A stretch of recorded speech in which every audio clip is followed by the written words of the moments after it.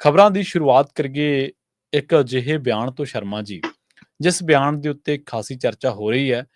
ਪਰ ਨਾ ਸਿਰਫ ਚਰਚਾ ਹੋਣੀ ਚਾਹੀਦੀ, ਸਗੋਂ ਉਸ ਬਿਆਨ ਦੀ ਪੂਰੀ ਨਿਖੇਧੀ ਵੀ ਹੋਣੀ ਚਾਹੀਦੀ ਹੈ। ਇਸ ਤੱਕ ਕਿ ਪੰਜਾਬ ਸਰਕਾਰ ਨੂੰ ਵੀ ਉਸ ਬਿਆਨ ਤੇ ਉਸ ਦੀ ਨਿਖੇਧੀ ਕਰਨੀ ਚਾਹੀਦੀ ਹੈ। ਦਿੱਲੀ ਦੇ ਵਿੱਚ ਫਿਰਦੀ ਕਹਿੰਦੇ ਹਰ ਪੰਜਾਬ ਨੰਬਰ ਗੱਡੀ ਜਿਹੜੀ ਹੈ, ਉਹਦੇ 'ਚ ਅੱਤਵਾਦੀ ਸਵਾਰ ਨੇ। ਇਹ ਭਾਜਪਾ ਦਾ ਨਜ਼ਰੀਆ, ਭਾਜਪਾ ਦਾ ਲੀਡਰ ਇਹ ਗੱਲ ਕਹਿ ਰਿਹਾ। ਬਿਲਕੁਲ ਜੀ। ਜਿਸ ਤਰ੍ਹਾਂ ਦੇ ਬੋਲ ਪ੍ਰਵੇਸ਼ ਵਰਮਾ ਨੇ ਬੋਲੇ ਨੇ, ਉਸ ਤੋਂ ਇਹੀ ਲੱਗ ਰਿਹਾ ਕਿ ਜਿਵੇਂ ਭਾਜਪਾ ਨੇ ਆਪਣੀ ਮਨਸ਼ਾ ਦਾ ਸਪਸ਼ਟ ਪ੍ਰਗਟਾਵਾ ਕਰ ਦਿੱਤਾ ਹੈ ਕਿ ਦਿੱਲੀ ਦੇ ਵਿੱਚ ਜਿਹੜਾ ਵੀ ਪੰਜਾਬੀ ਆਉਂਦਾ ਉਹਨਾਂ ਨੂੰ ਅੱਤਵਾਦੀ ਲੱਗਦਾ। ਜਦੋਂ ਕਿਸਾਨ ਅੰਦੋਲਨ ਦਿੱਲੀ ਪਹੁੰਚਿਆ ਸੀ, ਤਦ ਵੀ ਉਹਨਾਂ ਨੇ ਕਦੇ ਇਹਨਾਂ ਨੂੰ ਨਕਸਲੀ, ਕਦੇ ਪਾਕਿਸਤਾਨੀ, ਕਦੇ ਚੀਨੀ, ਕਦੇ ਖਾਲਿਸਤਾਨੀ, ਕਦੇ ਅੱਤਵਾਦੀ ਬਹੁਤ ਟੈਗ ਦਿੱਤੇ।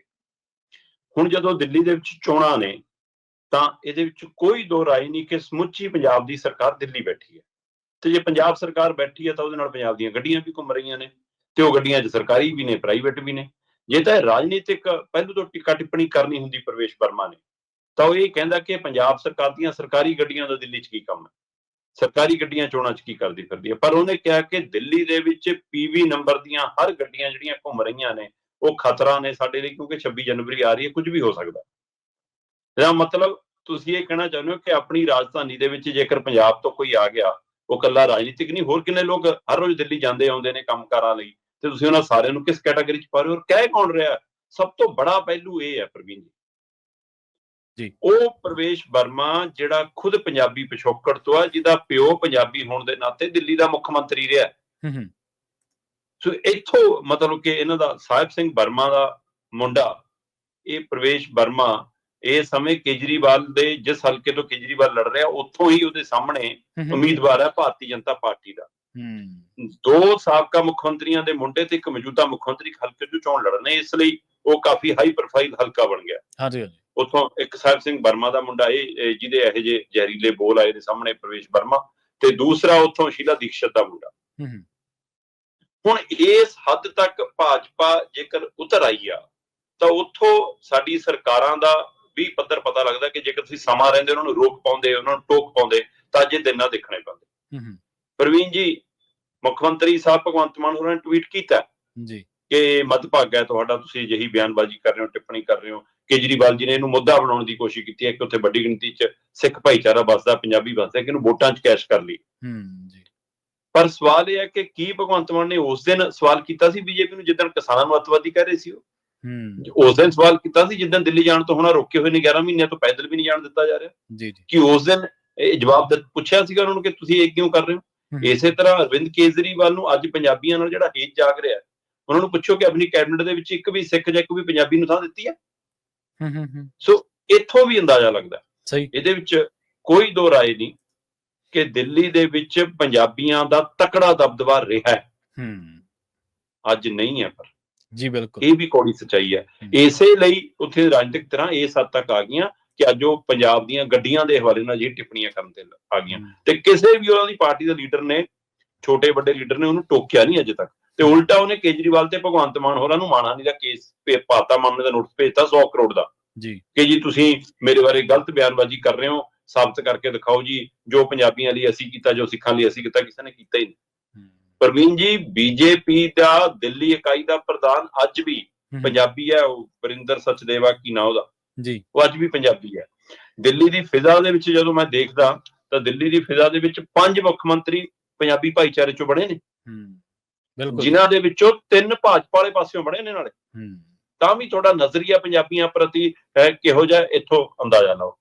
ਮੈਂ ਦੇਖ ਰਿਹਾ ਸੀਗਾ, ਮੇਰੇ ਕੋਲ ਰਿਪੋਰਟ ਪਈ ਆ, ਸਾਡਾ ਮਿੱਤਰ ਹੈ ਸਰਬਜੀਤ ਸਿੰਘ ਧਾਲੀਵਾਲ BBC ਦਾ, ਉਹਨੇ ਪੂਰੀ ਖੋਜ ਰਿਪੋਰਟ ਇਹਦੇ ਪਰ ਸਟੋਰੀ ਕੀਤੀ, ਤਾਂ ਮੈਂ ਉਹਦੇ ਵਿੱਚੋਂ ਕੁਝ ਅੰਕੜੇ ਦੇਖ ਰਿਹਾ ਸੀ। ਉਹ ਕਹਿੰਦੇ ਕਿ 5 ਅਜਿਹੇ ਆਗੂ ਨੇ ਜਿਹੜੇ ਉੱਥੇ ਮੁੱਖ ਮੰਤਰੀ ਬਣੇ। ਸਿੱਖ ਦੇ ਨਾਤੇ ਗੁਰਮੁਖ ਨਿਹਾਲ ਸਿੰਘ ਵਾਲਾ ਪਹਿਲੇ ਸਿੱਖ ਨੇ ਜਿਹਨਾਂ ਨੇ ਦਿੱਲੀ ਦੇ ਮੁੱਖ ਮੰਤਰੀ ਦੀ ਕੁਰਸੀ ਸੰਭਾਲੀ ਆ। ਇਸੇ ਤਰ੍ਹਾਂ ਮਦਨ ਲਾਲ ਖੁਰਾਣਾ, ਇਸੇ ਤਰ੍ਹਾਂ ਸਾਹਿਬ ਸਿੰਘ ਵਰਮਾ, ਸ਼ੀਲਾ ਦੀਕਸ਼ਤ, ਸੁਸ਼ਮਾ ਸਵਰਾਜ, ਇਹ 5 ਉਹ ਨੇ ਜਿਨ੍ਹਾਂ ਦਾ ਪਿਛੋਕੜ ਪੰਜਾਬੀ ਆ ਤੇ ਦਿੱਲੀ 'ਚ ਮੁੱਖ ਮੰਤਰੀ ਬਣਦੇ ਨੇ। ਇਹਨਾਂ ਚੋਂ ਗੁਰਮੁਖ ਨਿਹਾਲ ਸਿੰਘ ਤੇ ਸ਼ੀਲਾ ਦੀਕਸ਼ਤ ਕਾਂਗਰਸ ਕੰਨਿਓ, ਮਦਨ ਲਾਲ ਖੁਰਾਣਾ, ਸਾਹਿਬ ਸਿੰਘ ਵਰਮਾ ਤੇ ਸੁਸ਼ਮਾ ਸਵਰਾਜ ਭਾਜਪਾ BJP ਬੰਨਿਓ। ਤੇ ਉਹ ਸਾਹਿਬ ਸਿੰਘ ਵਰਮਾ ਦਾ ਮੁੰਡਾ ਅੱਜ ਆਗੂ ਕਰ ਰਿਹਾ ਕਿ ਉਹਨੂੰ ਸ਼ਰਮ ਨਹੀਂ ਆਈ ਇਹ ਗੱਲ ਕਰਦੇ ਆ। ਹਾਂ, ਹੁਣ ਇਹ ਸਥਿਤੀ 'ਚ ਆਏ ਕਿਉਂ? ਮੈਂ ਜਦੋਂ ਇਹ ਵੇਖਣ ਦੀ ਕੋਸ਼ਿਸ਼ ਕੀਤੀ ਤਾਂ 1993 'ਚ ਦਿੱਲੀ ਦੀਆਂ ਵਿਧਾਨ ਸਭਾ ਚੋਣਾਂ ਦੇ ਦੌਰਾਨ 15 ਐਮਐਲਏ ਪੰਜਾਬੀ ਪਿਛੋਕੜ ਵਾਲੇ ਜਿੱਤੇ, ਹੈਨਾ।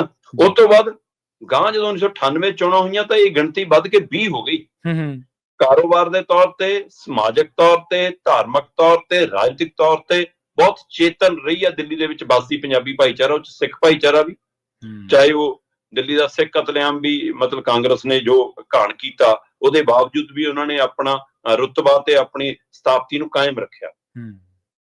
1998 ਦੇ ਵਿੱਚ 20 ਮਤਲਬ ਕਿ ਸਾਡੇ ਪੰਜਾਬੀ ਭਾਈਚਾਰੇ ਦੇ ਪਿਛੋਕੜ ਚੋਂ ਐਮਐਲਏ ਬਣ ਕੇ ਆਉਂਦੇ ਆ। 2003 ਚ ਇਹ ਗਿਣਤੀ 17 ਹੁੰਦੀ ਹੈ, 2008 ਚ ਇਹ ਗਿਣਤੀ 13 ਆ ਜਾਂਦੀ ਆ ਜੀ, ਤੇ 2008 ਤੋਂ ਇਹ ਪੰਜਾਬੀਆਂ ਦਾ ਉੱਥੇ ਦਬਦਬਾ ਖਤਮ ਹੋਣਾ ਸ਼ੁਰੂ ਹੁੰਦਾ ਹੈ। ਯੂਪੀ ਦਾ, ਬਿਹਾਰ ਦਾ, ਪੂਰਵਾਂਚਲ ਦਾ, ਹੋਰਨਾਂ ਸੂਬਿਆਂ ਦਾ ਦਬਦਬਾ ਸ਼ੁਰੂ ਹੋ ਜਾਂਦਾ।